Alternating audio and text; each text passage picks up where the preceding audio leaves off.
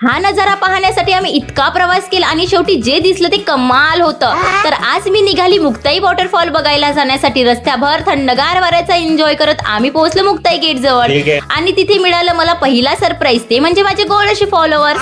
त्यांना भेटून परत मी लागली आपल्या रस्त्याला आणि ही ट्रॅफिक बघून तर असं वाटत होतं की धबधब्याजवळही जायला मिळते की नाही.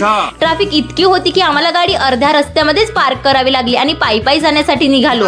आणि फायनली मी पोहोचली मुक्ताईला. आणि गर्दी तर अशी होती की जसं काही इथे जत्राच भरलेली आहे. मग आम्ही धबधब्याकडे जाण्याआधी गरमागरम भुट्टा एन्जॉय करतच होतो. तिथेच मला माझे फॉलोअर्स दुरूनच ओळखले आणि एकामागे एक फॉलोअर्स भेटायला येत होते. पण सर्वांना ब्लॉग मध्ये घेणं पॉसिबल झालं नाही, त्यासाठी सॉरी. पण तुमचं एवढं प्रेम बघून खूप छान वाटलं. त्यानंतर मी पोहोचलो धबधब्याजवळ आणि इथे तर खूपच जास्त गर्दी होती. मी तर धबधब्याजवळ जाऊच शकले नाही. पण हे दृश्य प्रत्यक्षात खूपच जास्त सुंदर होतं. लोक खूप एन्जॉय करत होते. त्यानंतर आम्ही गेलो वरती जिथून धबधबा येत होता तिथे. आणि तिथे पाण्यामध्ये स्वरूप खूप जास्त मज्जा करत होता. आणि तिथेही मला हे छोटे छोटे मुलं ताई व्हिडिओ मध्ये घे म्हटले. आणि हा स्वरूप तर पाण्याच्या बाहेर निघायला तयारच नव्हता.